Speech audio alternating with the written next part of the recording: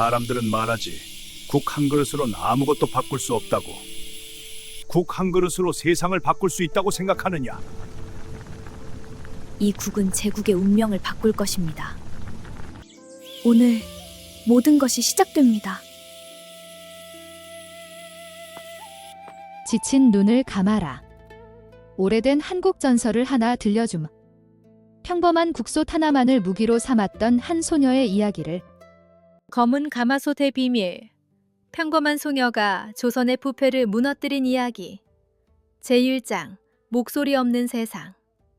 그녀의 절망과 용기의 깊이를 이해하려면 그 시절의 조선 속으로 깊이 들어가야 합니다. 눈을 감고 상상해 보세요. 때는 조선 중엽, 지금으로부터 수백 년 전입니다.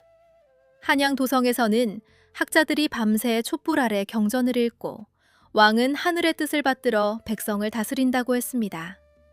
그러나 도성에서 멀어질수록 그 아름다운 말들은 점점 공허해졌습니다. 전라도의 넓은 평야를 지나 나주고을에 이르면 백성들의 삶은 말 그대로 살아남는 것이었습니다. 엄격하고 보이지 않는 선으로 그어진 세상을 상상해 보세요. 맨 꼭대기에는 비단을 두른 귀족, 양반이 있었습니다. 그들의 말이 곧 법이었습니다. 그들은 시를 쓰고 공자를 공부하며 사람들의 운명을 결정했습니다. 양반 한 명이 길을 걸으면 주변 사람들은 고개를 숙여야 했습니다.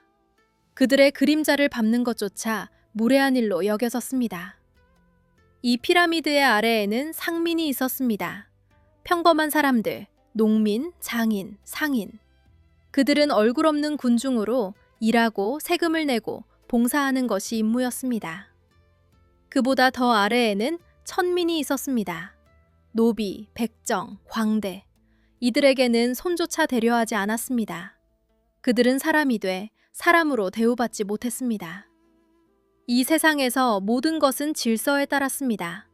아들은 아버지에게 복종하고 신하는 임금에게, 그리고 아내는 모든 면에서 남편에게 복종했습니다. 여성들에게는 글로 쓰여 있지 않지만 그래서 더 잔혹한 별도의 법이 있었습니다. 그들의 세계는 집의 벽 안에 갇혀 있었습니다. 양갓집 교수는 어릴 때부터 단 하나의 역할을 위해 준비되었습니다. 순종적인 아내와 어머니가 되는 것. 살림하는 법은 배웠지만 글 읽는 법은 배우지 못했습니다. 바느질하는 법은 배웠지만 꿈꾸는 법은 배우지 못했습니다. 상민 출신 여성들은 조금 더 자유로웠지만 권리는 조금도 더 없었습니다. 그들은 남성들과 함께 들에서 일하고 시장에서 장사를 했지만 법정에서 그들의 말은 아무 가치가 없었습니다. 과부는 재혼할 수 없었고 소문만으로 명예가 더럽혀지면 가족에게 창피를 주지 않기 위해 스스로 목숨을 끊는 것만이 유일한 출구로 여겨졌습니다. 이 얼마나 잔혹한 세상입니까? 바로 이런 세상에서 광활한 논으로 유명한 작은 고을 나주에 우리의 주인공이 살았습니다. 전설은 그녀의 이름을 윤희로 전합니다. 그녀는 평민 출신으로 농부의 딸이었습니다. 글을 몰랐고 비단을 잇지도 궁궐을 꿈꾸지도 않았습니다. 그녀의 세상은 축축한 흙냄새, 신선한 풀냄새, 그리고 쓴 아궁이 연기 냄새가 났습니다. 어린 윤희는 아버지의 손을 잡고 들판을 걸어 다녔습니다. 아버지는 키가 크고 햇볕에 그을린 얼굴을 가진 사람이었습니다. 손은 거칠었지만 목소리는 항상 따뜻했습니다. 그는 길을 걷다가 멈춰서서 길가에 작은 풀 하나를 집어들고 딸에게 보여주었습니다. 이건 쑥이야, 윤희야. 배가 아플 때 다려 먹으면 낫는단다. 또 다른 날에는 날카로운 잎시가기를 가리키며 말했습니다. 이건 절대 만지면 안 된다. 손에 닿으면 물집이 생기고 먹으면 혼이 몸을 떠난단다. 윤희는 모든 것을 외웠습니다. 그녀에게 들판은 교실이었고 아버지는 세상에서 가장 훌륭한 선생님이었습니다. 윤희의 아버지는 정직한 사람이었습니다. 관리들에게 필요 이상으로 허리를 굽히지 않았고 세금을 속이려 하지도 않았습니다. 그는 자주 그녀에게 말했습니다. 자연은 윤희야, 사람보다 정직하단다. 자연은 거짓말을 하지 않아. 뿌리가 쓰면 그것은 양반에게도 노비에게도 똑같이 쓰단다. 하늘 아래 진실은 하나란다. 그들의 삶은 가난하지만 평온했습니다. 봄이면 논에 씨를 뿌리고 여름이면 잡초를 뽑고 가을이면 황금빛 별을 거뒀습니다. 겨울 저녁에는 아궁이 앞에 모여 아버지가 옛 이야기를 들려주었습니다. 도깨비 이야기, 효자 이야기, 그리고 가끔은 이상한 뿌리에 대한 이야기도. 하지만 거짓으로 세워진 세상에서 정직함은 결점이었습니다. 나주고을의 관리 이태수. 이 이름은 그 지역에서 탐욕의 대명사였습니다. 그는 한양의 귀족 가문 출신으로 지방 관리직을 하나의 투자로 생각했습니다. 부임한 첫날부터 그는 계산을 시작했습니다. 이 고을에서 얼마나 뽑아낼 수 있을까? 백성들의 고통은 그의 계산서에 존재하지 않았습니다. 이태수는 먼저 세금 제도를 손봤습니다. 기존의 세금 위에 이름도 알 수 없는 세금들을 추가했습니다. 길 보수세, 창고 관리세, 홍수 대비세. 이름은 그럴듯했지만 그 돈은 모두 그의 금고로 들어갔습니다. 백성들이 항의하면 그는 눈썹 하나 까딱하지 않고 말했습니다. 왕의 명령이요. 물론 거짓말이었습니다. 땅을 빼앗는 방식도 교묘했습니다. 먼저 작은 빚을 만들었습니다. 가뭄이 든 해에 곡식을 빌려주고 터무니없는 이자를 붙였습니다. 갚지 못하면 담보로 잡은 논을 가져갔습니다. 몇 년 사이 나주 최고의 옥토들이 모두 이태수의 이름 아래 등록되었습니다. 그는 관청마루에 앉아 농민들이 자신의 것이었던 땅에서 소작농이 되어 일하는 것을 보며 흐뭇하게 웃었습니다. 윤희의 아버지는 그의 희생양 중 하나가 되었습니다. 어느 가을 저녁 마을 사람들이 모인 자리에서 아버지는 이태수의 새로운 세금에 대해 조용히 의문을 제기했습니다. 큰 소리도 욕설도 아니었습니다. 그저 이 세금의 근거가 무엇입니까? 라고 물었을 뿐입니다. 그것으로 충분했습니다. 사흘 후 포졸들이 들이닥쳤습니다. 반란적 태도를 이유로 아버지는 끌려갔습니다. 증인들은 매수되었고 증거는 조작되었습니다. 재판은 형식에 불과했습니다. 판결은 이미 나 있었습니다. 아버지는 유배지로 보내졌고 다시는 돌아오지 못했습니다. 윤희는 그날을 기억합니다. 포졸들이 아버지의 팔을 잡아 끌 때 아버지는 단 한 번 뒤를 돌아봤습니다. 딸과 눈이 마주쳤습니다. 그 눈빛에는 두려움이 없었습니다. 오직 미안함 그리고 사랑이 담겨 있었습니다. 윤희는 달려가려 했지만 이웃 아주머니가 그녀를 붙잡았습니다. 안 돼, 윤희야. 너마저 잡혀가면 안 된다. 가족을 먹여 살리던 작은 땅마저 관리 이태수가 국가 범죄자의 재산으로 빼앗아갔습니다. 닷새 만에 윤희는 집도 땅도 아버지도 모든 것을 잃었습니다. 19이 갓된 윤희는 완전히 혼자가 되었습니다. 고아, 땅도 없고 돈도 없고 보호자도 없었습니다. 그녀는 모든 문을 두드렸습니다.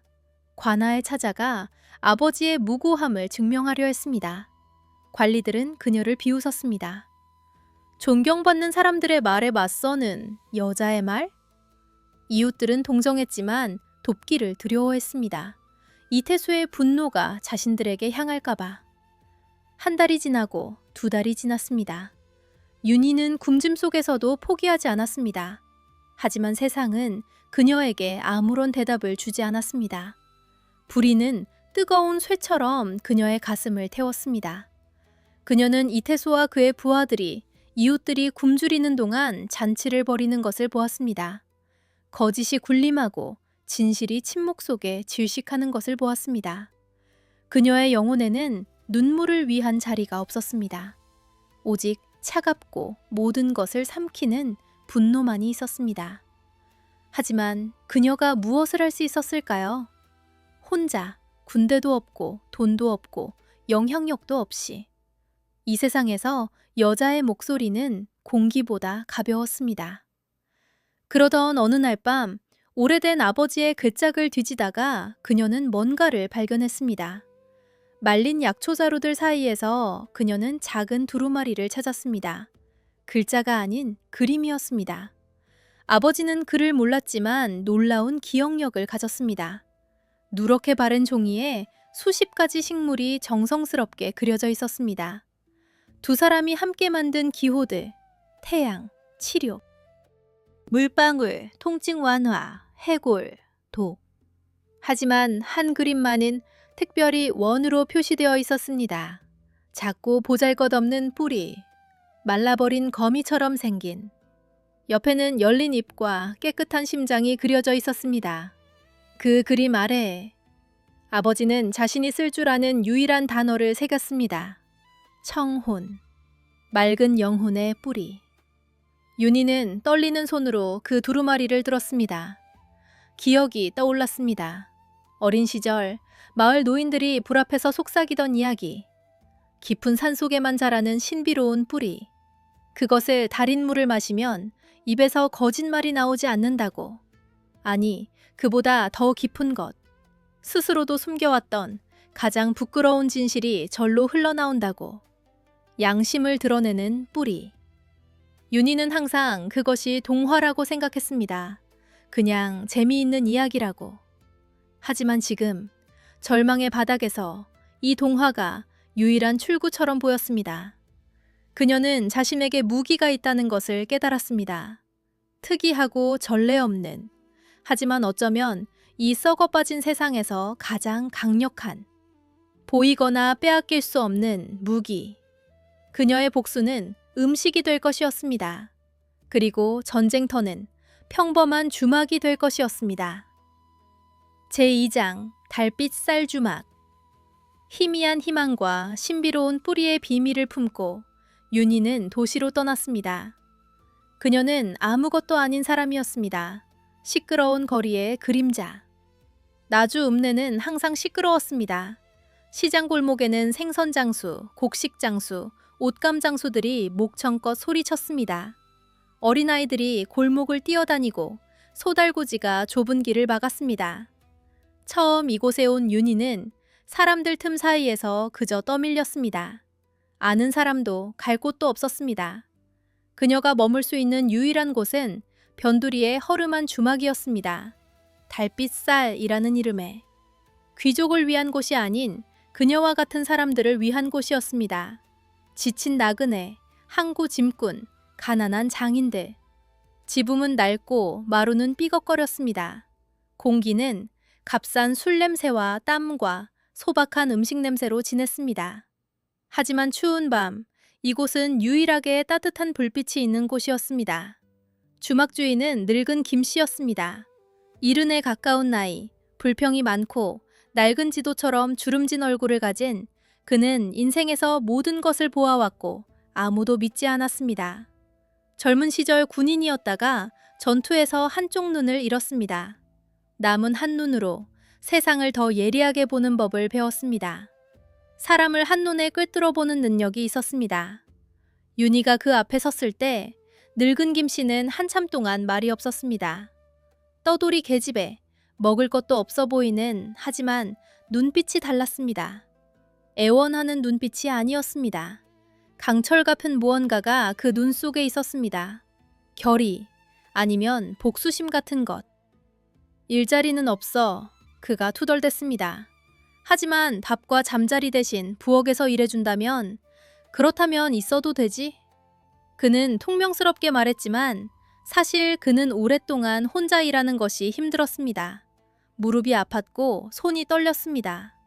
윤희는 수락했습니다. 그녀의 자리는 절대 식지 않는 커다란 검은 솥 옆 구석이었습니다. 밤낮으로 그 안에서는 학밥이 빈민들의 음식인 걸쭉한 쌀죽이 보글보글 끓었습니다. 윤희는 채소를 다듬고 쌀을 추리고 아궁이에 장작을 넣었습니다. 그러는 내내 그녀는 관찰했습니다. 그리고 들었습니다. 주막에서 나누는 이야기들은 흘리지 못한 눈물처럼 썼습니다. 낮에는 시장에서 웃으며 장사하던 사람들이 밤이 되어 술 한잔 걸치면 진짜 이야기를 했습니다. 농민들은 세금 징수원에 대해 불평했습니다. 상인들은 이태수의 부하들에게 줘야 하는 뇌물에 대해 속삭였습니다. 한 노인은 눈물을 흘리며 3대째 갖고 온 논을 빼앗긴 이야기를 했습니다. 매일 밤 주막은 불의에 대한 이야기로 가득 찼고 모든 이야기 속에는 탐욕스러운 관리의 그림자가 드리워져 있었습니다. 윤희는 들으면서 솥에 밥을 저었습니다. 분노가 끓어올랐습니다. 그 분노를 그녀는 차갑게 갈무리했습니다. 때를 기다렸습니다. 그녀에게 필요한 것은 소문이 아닌 증거였습니다. 돌이킬 수 없는 공개적인 증거. 그러는 동안 그녀는 조용히 산을 다녔습니다. 아버지가 그려준 두루마리를 손에 쥐고 나주 근처의 야산과 계곡을 샅샅이 뒤졌습니다. 봄 새벽, 이슬이 맺힌 풀밭을 헤치며 작은 뿌리 하나를 찾아다녔습니다. 사람들이 잠든 시간에 혼자 짐승 소리가 나는 어두운 산길을 걸었습니다. 무서웠습니다. 하지만 아버지의 그림이 눈앞에 어른거렸습니다. 포기할 수 없었습니다. 마침내 어느 흐린 날 오후 계곡 근처 바위 틈에서 그녀는 그것을 발견했습니다. 작고 보잘것없는 뿌리, 말라버린 거미처럼 생긴 청혼. 그 순간 윤희는 숨을 멈췄습니다. 손이 떨렸습니다. 이것이 진짜라면, 이것이 정말 동화 속 그것이라면 세상이 바뀔 수도 있었습니다. 그녀는 조심스럽게 뿌리를 캤습니다. 손에 올려놓고 오래 바라봤습니다. 그냥 평범한 뿌리처럼 보였습니다. 냄새도 없고 색도 없었습니다. 하지만 아버지가 그 그림을 특별히 원으로 표시했던 이유가 있을 것이었습니다. 어느 날 밤, 드디어 그녀는 결심했습니다. 떨리는 손으로 청혼 뿌리의 작은 조각을 꺼내 가루로 갈아 늙은 김씨가 졸고 있는 것을 확인한 후 솥에 부었습니다. 가루는 순식간에 녹아들었습니다. 색도 향도 변하지 않았습니다. 주막 안은 조용했습니다. 촛불이 흔들렸습니다. 윤희는 숨을 참으며 기다렸습니다. 첫 번째 희생자는 관아의 하급 관리였습니다. 이태수의 부하. 그는 자기 전에 한잔하러 들어와 국 한 그릇을 요구했습니다. 기름진 얼굴에 거드름 피우는 태도. 빨리 계집아. 그가 으르렁댔습니다. 심장이 멈추는 것 같았지만 윤희는 그에게 가득 찬 그릇을 건넸습니다. 관리는 개걸스럽게 먹기 시작했습니다. 잠시 아무 일도 일어나지 않았습니다. 윤희의 손이 땀으로 젖었습니다. 역시 동화인가? 그런 생각이 들었습니다. 관리는 북을 다 먹고 나가려 했습니다. 그때 늙은 김씨가 투덜댔습니다. 나리, 돈을 내지 않으셨습니다. 관리가 돌아섰는데 그의 입에서 전혀 다른 말이 흘러나왔습니다. 돈이요? 그의 눈이 흐릿해졌습니다. 마치 먼 곳을 보는 것처럼. 나는 어디서도 돈을 내본 적이 없습니다. 어제 과부 박 씨에게서 세금 명목으로 마지막 거위를 빼앗았습니다. 그런데 그것을 시장에 팔아 노름에 탕즘했습니다. 지난주에는 최 씨 영감의 영수증을 위조해서 이제 그의 아들이 3년 동안 나를 위해 무보수로 일하게 되었습니다. 주막에 죽은 듯한 침묵이 내려앉았습니다. 두 남은 손님과 늙은 김씨는 눈이 휘둥그레진 채 관리를 바라봤습니다. 관리 자신도 자신의 말에 공포를 느꼈습니다. 두 손으로 입을 막았지만 멈출 수가 없었습니다. 말들이 쏟아져 나왔습니다. 댐이 무너지듯이. 그리고 관리 이태수는 그는 모든 것을 알고 있습니다. 그가 절반을 가져갑니다. 우리는 함께 도성을 속이며 쌀의 양을 낮게 보고하고 나머지를 밀수꾼에게 팝니다. 3년 동안이나 3년 동안 우리는 이 고을을 털어왔습니다. 이것을 외친 관리는 공황 상태로 달아났습니다. 발이 걸려 넘어질 뻔하면서도 미친 듯이 뛰었습니다. 늙은 김씨는 천천히 시선을 빈 문간에서 윤희에게로 그리고 솥으로 옮겼습니다. 그의 남은 한 눈에는 놀라움이 아닌 이해와 두려움이 담겨 있었습니다. 그는 아무 말도 하지 않았습니다. 하지만 그날 밤 솥 아래 아궁이에 평소보다 장작을 더 많이 넣었습니다. 불이 더 오래 타도록. 이것이 첫 번째 승리였습니다. 우연이었지만 불꽃을 지폈습니다. 다음 날 아침부터 이야기가 퍼졌습니다. 처음에는 믿지 않았습니다. 술에 취해 헛소리를 했겠지라고.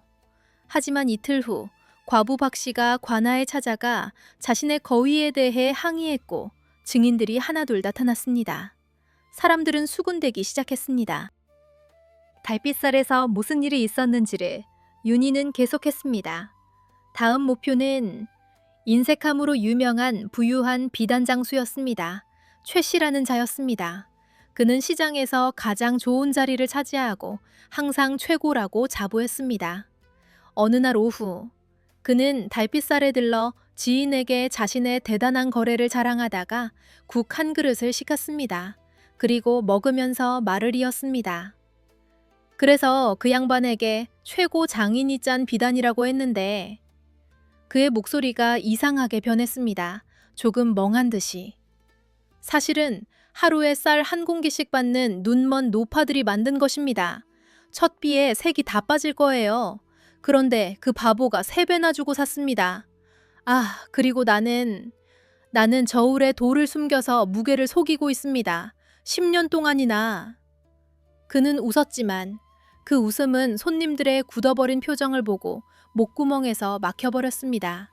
자신이 무슨 말을 했는지 깨달았습니다. 허겁지겁 주막을 나갔습니다. 소문은 걷잡을 수 없이 퍼졌습니다. 사흘 후에는 거짓 고발로 이웃의 땅을 빼앗은 박서방이 친구들과 함께 왔습니다. 달빛살에 국을 먹어도 아무 일 없다는 것을 증명하겠다며 거만하게 국 한 그릇을 먹었습니다. 그리고 바닥에 무릎을 꿇고 울부짖으며 어떻게 이웃의 헛간에 불을 질러 그 땅을 헐값에 사들였는지, 그리고 어떻게 관리 이태수가 침묵 대가로 이익의 절반을 받아갔는지를 토해냈습니다. 또 그 다음 날에는 권씨 아주머니가 떨리는 손으로 국을 먹고 10년 전 시어머니를 독살한 사실을 자백했습니다. 아무도 몰랐던 일이었습니다. 주막 안에 있던 사람들은 모두 숨을 멈췄습니다. 달빛살 주막은 민중의 법정이자 고해 성소가 되어갔습니다. 아침이면 문 앞에 사람들이 줄을 섰습니다. 어떤 이는 두려움에 떨며 어떤 이는 용기를 내어 국 한 그릇 앞에 앉았습니다. 사람들은 윤희를 양심국 소녀라고 부르기 시작했습니다. 가난한 자들은 그녀에게서 희망을 보았습니다. 부패한 자들은 그 주막을 피해 다니기 시작했습니다. 오랜 세월 만에 처음으로 나주에서는 거짓말이 두려운 일이 되었습니다. 이태수는 처음에 무시했습니다. 민간에 떠도는 이야기라고. 하지만 그의 부하들이 하나씩 망신을 당하고 뇌물의 흐름이 끊기자 그는 깨달았습니다. 이 계집애, 바로 그 반역자의 딸이 감히 자신에게 도전했다는 것을. 그는 분노로 타올랐습니다. 그는 주막에 농부로 위장한 2명의 신복 포조를 보냈습니다. 윤희는 그들의 날카로운 눈빛과 괭이가 아닌 칼에 익숙한 손을 보고 즉시 알아챘습니다. 하지만 물러서지 않았습니다. 직접 그들에게 김이 나는 국 2그릇을 내밀었습니다. 포졸들은 국을 먹었습니다. 잠시 침묵이 흘렀습니다. 그리고 한 명이 사색이 된 얼굴로 말했습니다. 우리는 그 계집과 노인을 잡아다가 마법을 쓴다는 죄목을 씌우고 고문으로 비밀을 캐내야 했습니다. 관리께서 소문이 도성까지 닿을까 두려워하십니다. 2번째가 고개를 끄덕였습니다. 그 다음에는 주막을 불태우라고 하셨습니다. 진실이란 병이니 불로 지져버려야 한다고 하셨습니다. 주막에 다시 한번 침묵이 내려앉았습니다. 하지만 이번에는 분노의 침묵이었습니다. 이제 이태수는 자신이 모든 것을 위협하는 힘과 싸우고 있다는 것을 알았습니다. 더 이상 소문이 아니었습니다. 이것은 그의 생존에 관한 문제였습니다. 어두운 밤, 포졸 15명이 주막을 급습했습니다. 그들은 닥치는 대로 부수었습니다. 술 항아리, 상, 부엌 도구들, 모든 것이 날아갔습니다. 늙어 김씨를 붙잡아 두들겨 패고 끌고 갔습니다. 윤희는 마지막 순간 지하 창고에 숨을 수 있었습니다. 숨을 죽이며 위에서 들리는 소리를 들었습니다. 그때 그 소리가 들렸습니다. 포졸 하나가 아궁이에 다가가더니 무거운 망치를 들어 검은 소태에 온 힘을 다해 내리쳤습니다.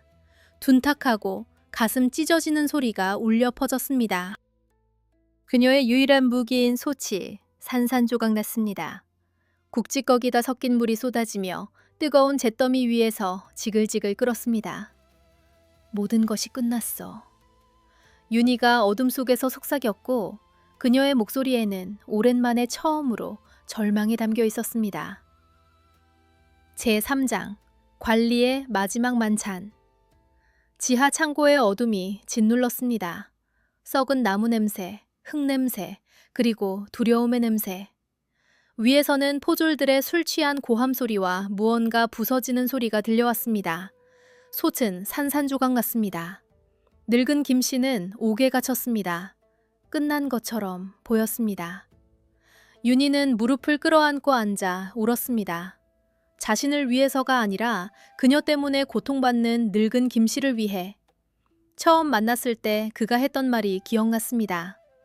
일자리는 없어. 하지만. 그는 무뚝뚝하고 통명스러웠지만 사실은 이 세상에서 그녀를 진심으로 받아준 유일한 사람이었습니다. 그 늙고 지친 사람이 지금 자신 때문에 고통받고 있었습니다. 또 잠깐이나마 희망을 주었던 사람들을 위해. 과부 박 씨, 새 아이를 키우는 논을 빼앗긴 노인 최 씨, 그리고 이름도 모르는 수많은 사람들, 처음으로 자신의 말이 들릴 수도 있다는 것을 느꼈던 그 사람들. 눈물이 흘렀습니다. 조용히, 소리 없이. 하지만 그때 아버지의 목소리가 들렸습니다. 귓가에서. 가장 죽은 것처럼 보이는 땅에서도 봄에는 새싹이 돋아난다. 윤희는 눈을 감았습니다. 아버지가 들판을 걸으며 했던 말, 겨울 들판을 가리키며 황량하고 텅 빈 곳을 가리키며 그렇게 말했습니다. 그 어떤 혹독한 겨울도 봄을 막을 수 없다고. 그녀는 눈물을 닦았습니다. 아직 살아있었습니다. 그러니 싸움은 끝나지 않았습니다. 솥도 없고 주막도 없었습니다. 하지만 청혼 뿌리의 비밀은 아직 있었습니다. 마지막 남은 한 줌이 치마 속에 꼬매져 있었습니다. 그리고 목표도 있었습니다. 억울한 자를 구하는 것, 아버지의 이름을 되찾는 것. 포졸들이 떠나간 후 윤희는 조심스럽게 창고 문을 열었습니다. 주마가는 엉망이었습니다. 깨진 항아리, 흩어진 쌀, 뒤집힌 상들, 그리고 찬물이 고인 아궁이 위에 산산조각난 검은 솥의 파편들. 윤희는 그 앞에 무릎을 꿇었습니다. 솥의 파편 하나를 집어들었습니다. 차갑고 거칠었습니다. 이 솥 앞에서 얼마나 많은 밤을 보냈던가, 얼마나 많은 눈물을, 분노를, 희망을 이 솥에 담았던가. 파편을 천천히 치마 주머니에 넣었습니다. 기억으로 간직하기로 했습니다. 그리고 일어났습니다. 도시에는 두려움이 감돌았습니다. 이태수는 마녀 독살범을 잡았다고 선언하며 곧 공개 처형이 있을 것이라고 했습니다. 그 마녀는 물론 늙은 김씨였습니다. 억울하게 잡혀간 노인. 그의 죄목은 독을 이용한 사회 혼란 조장. 터무니없는 죄목이었지만 누가 감히 항의하겠습니까? 하지만 이태수의 승리는 불안으로 물들었습니다. 양심국 소문이 이미 온도 전체에 퍼져 있었습니다. 그 소문이 도성까지 닿을까 두려웠습니다. 그리고 그의 두려움은 근거가 없지 않았습니다. 바로 그 무렵 도성에서 왕의 친서를 받은 암행어사가 파견되었습니다. 임금의 귀와 눈이었습니다. 어사들은 지방부패를 적발하기 위해 신분을 감추고 여행했습니다. 전설은 이 어사의 이름을 한은수로 전합니다. 40 중반의 사내로 하얗게 센 머리카락, 날카로운 눈빛을 가졌습니다. 그는 한양에서도 유명했습니다. 어느 고을에 가든 뇌물을 받지 않는 사람으로, 그리고 한 번 의심을 품으면 끝까지 파고드는 사람으로. 그의 별명은 흰 여우였습니다. 겉은 온화하지만 속은 예리한, 그리고 그의 행선지는 바로 나주고을이었습니다. 이태수에게는 재앙이었습니다. 윤희에게는 마지막 기회였습니다. 하지만 경호원들에 둘러싸인 그 사람에게 도망자 신세인 그녀가 어떻게 닿을 수 있을까요? 그때 도움이 왔습니다. 과부 박 씨였습니다. 아이 셋을 데리고 새벽에 윤희를 찾아왔습니다. 어떻게 숨은 곳을 알았는지 그녀는 그저 말했습니다. 나주 사람이면 다 알아. 박 씨의 눈에는 눈물이 고여 있었습니다. 제 아이들이 그 관리 때문에 굶을 뻔했어요. 아가씨 덕분에 살았습니다. 이제는 제가 도울 차례예요. 박 씨뿐이 아니었습니다. 되찾은 땅으로 돌아간 농부의 이웃 강 씨도 왔습니다. 주막의 단골이었던 항구 짐꾼 손 씨도, 시장에서 작은 채소 가게를 운영하는 노파도, 수십 명의 평범한 사람들이 살아있는 그물망을 만들었습니다.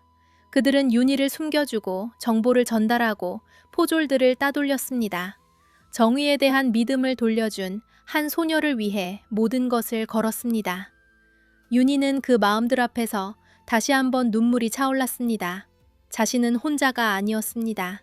처음부터 혼자가 아니었습니다.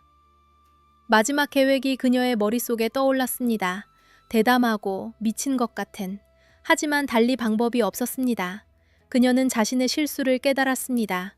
청혼뿌리의 진정한 힘은 죄인의 입을 열게 하는 것이 아니었습니다. 어쩌면 그보다 더 깊은 것이었습니다. 의로운 자에게 명료함을 주는 것, 이미 진실을 볼 준비가 된 사람의 눈을 완전히 열어주는 것. 그녀는 암행어사 한은수에게 국을 먹여야 했습니다. 이태수는 어사에게 눈을 속이려고 성대한 연회를 베풀었습니다. 최고급 식재료, 최고의 기녀들, 최고의 풍류. 이것이 그녀의 기회였습니다. 박 씨가 연회 부엌에 아는 사람이 있었습니다. 노파 강 씨의 딸이 그날 임시로 부엌 일을 돕기로 되어 있었습니다. 그 덕분에 윤희는 하인으로 변장하여 부엌에 들어갈 수 있었습니다. 머리를 동여매고 낡은 치마를 입고 고개를 숙이고.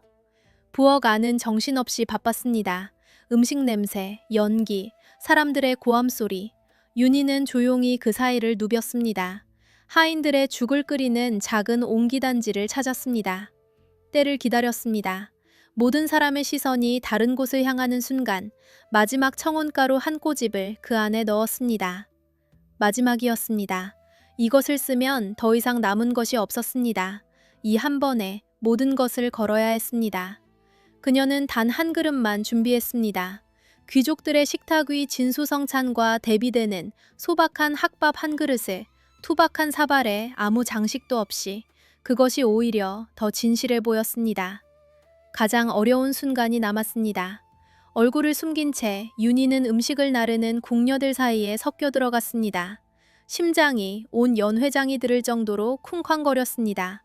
땀이 등을 타고 흘렀습니다. 연회장은 화려했습니다. 비단병풍, 향초, 화려한 도자기들, 기녀들이 노래를 불렀습니다.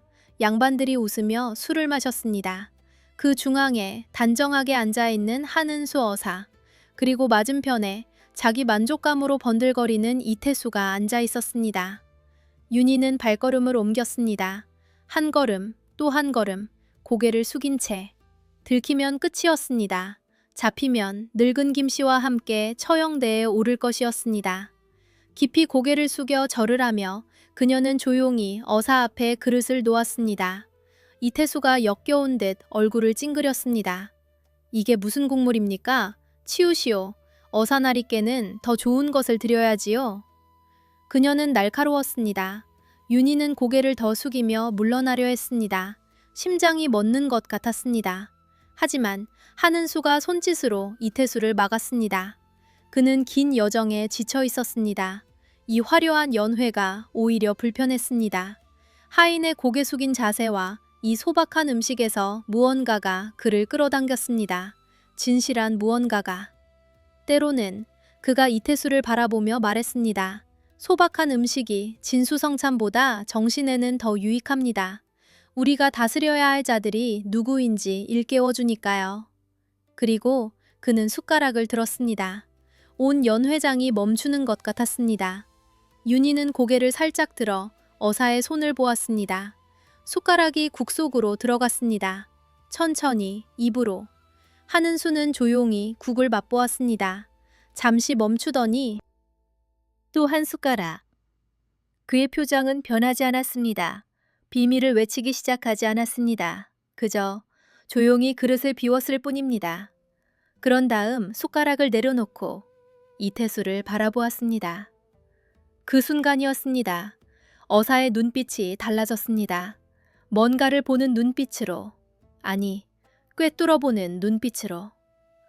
국은 어사가 진실을 말하게 만들지 않았습니다. 그것은 어사가 진실을 보게 만들었습니다. 청혼뿌리가 그의 정신과 양심을 극한까지 예리하게 갈았습니다. 이태수가 그에게 먹여온 모든 거짓이 유리처럼 투명하게 보였습니다. 관리의 윤기 흐르는 얼굴을 바라보니 그 아래에 탐욕과 잔혹함의 가면이 보였습니다. 화려한 연회장을 바라보니 백성의 굶주림으로 채워진 공간이 보였습니다. 그의 보고서의 숫자들이 머릿속에서 재배열되었습니다. 모순들이 마치 선명한 붉은 선으로 그어지듯 보였습니다. 관리날이 어사가 조용하고 강철 같은 목소리로 시작했습니다. 연회장이 조용해졌습니다. 나리의 보고서는 훌륭합니다. 그에 따르면 나주고을은 번성하고 있습니다. 올해 수확량은 기록적이고 백성들의 생활은 나날이 향상된다고. 그런데 왜 저는 여기까지 오는 내내 굶주린 거지들만 만났을까요? 아이들의 배가 고파 울고 노인들이 나무 껍질을 먹는 것을 보았습니다. 이태수가 초조해졌습니다. 미소가 굳어갔습니다. 어려운 시절이라 어사날이 흉년이 올해는 유독 흉년이요? 하는 수가 끊었습니다. 목소리는 여전히 조용했지만 그 안에 칼날이 있었습니다. 이상합니다. 나리의 문서에는 곡물세가 2배로 거쳤다고 나와 있습니다. 흉년이라면 세금이 줄어야 하는 것이 아닙니까? 쌀은 어디 갔습니까? 혹시 이 황금 젓가락으로 변한 것은 아닌지요? 아니면 이 화려한 병풍으로?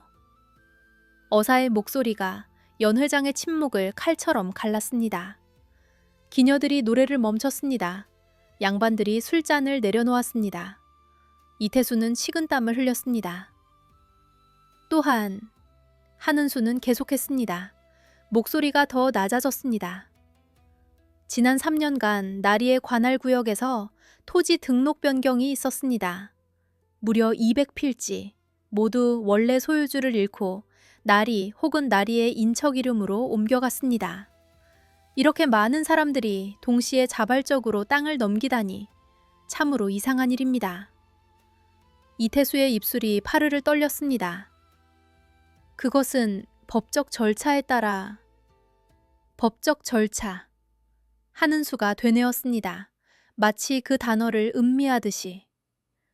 작년에 반란죄로 기소된 어느 농부의 일을 봅시다. 연회장 한쪽 구석에서 윤희는 몸을 굳혔습니다. 나리께서 그를 유배 보내고 땅을 몰수했습니다.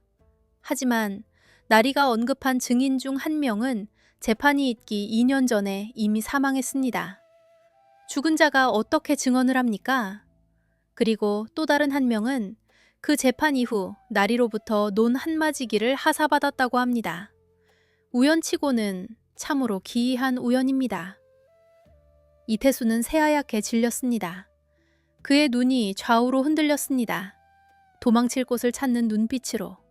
하지만 어디에도 도망갈 곳은 없었습니다. 그것은... 이태수가 더듬었습니다. 그 농부의 이름은 윤씨였습니다. 한은수가 말했습니다. 그는 유배지에서 숨졌습니다. 딸 하나를 남기고. 그 딸이 지금 어디에 있는지 나리는 알고 계십니까? 윤희는 숨을 참았습니다. 어사가 아버지에 대해 알고 있었습니다. 어사의 시선이 연회장을 훑었습니다. 그리고 잠시 그 시선이 고개를 숙인 윤희에게 머물렀다가 지나갔습니다. 알아챘을까요? 알아채지 못했을까요? 어사의 목소리가 더욱 강해졌습니다. 나리는 이 고을을 위해 일한 것이 아닙니다.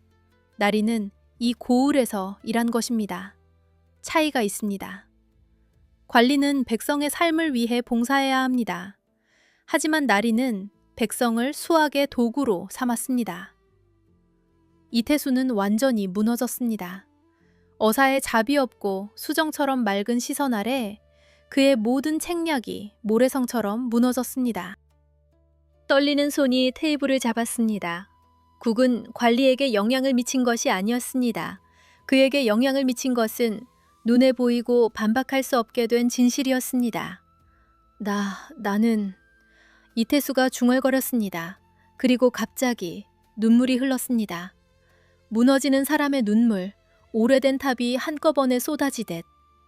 나는 했습니다. 그 모든 것을 했습니다. 관아의 담장 밖에 이미 군중이 모여 있었습니다. 소문은 빠르게 퍼졌습니다. 어사가 나주에 도착했다는 것, 연회가 열렸다는 것, 그리고 무언가 일어나고 있다는 것을. 사람들은 기다렸습니다. 숨을 죽이고. 그리고 이태수가 완전히 무너져 바닥에 쓰러지며 자신의 죄를 중얼거렸을 때 군중이 울부짖었습니다. 그것은 증오의 울부짖음이 아닌 오랫동안 억눌렸던 정의가 터지는 승리의 울부짖음이었습니다. 결말. 그날 밤이 지나고 새벽이 왔습니다. 동이 트는 새벽 하늘은 오렌지빛과 보랏빛이 섞인 아름다운 색이었습니다. 윤희는 관아 근처 골목에 서서 그 하늘을 바라봤습니다. 오랫동안. 다음 날 아침, 이태수는 쇠사슬에 묶여 도성으로 압송되었습니다. 3년 동안 나주고을을 지배했던 사람이 이제 죄인으로 끌려갔습니다. 사람들이 길가에 서서 지켜봤습니다. 누구도 소리치지 않았습니다. 누구도 돌을 던지지 않았습니다. 그저 조용히 지켜봤습니다. 그 침묵이 오히려 더 무겁게 느껴졌습니다. 늙은 김씨는 석방되었습니다. 포졸들이 옥문을 열었을 때 그는 비틀거리며 걸어 나왔습니다. 얼굴에는 멍이 들었고 한쪽 팔이 다쳤습니다. 하지만 눈빛은 살아있었습니다. 윤희가 그 앞에 달려갔습니다. 두 사람은 말이 없었습니다. 늙은 김씨가 윤희의 머리를 한번 쓰다듬었습니다. 거칠고 투박한 손으로.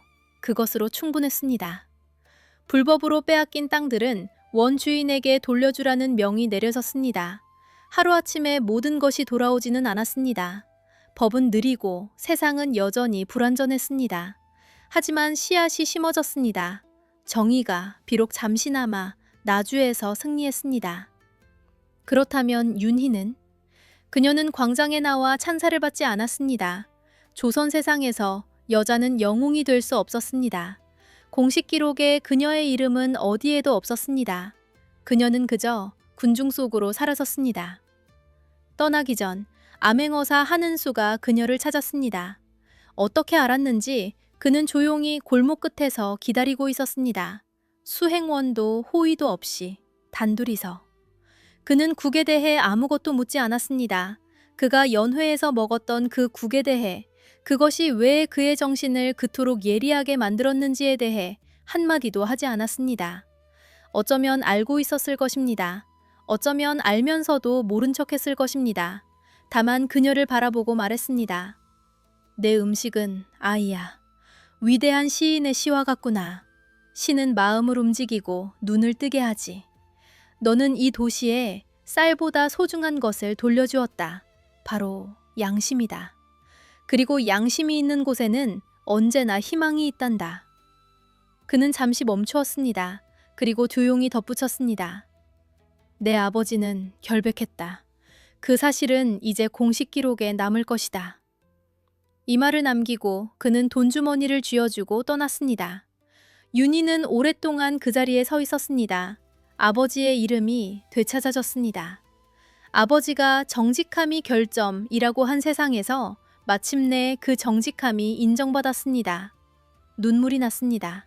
하지만 이번에는 기쁨의 눈물이었습니다.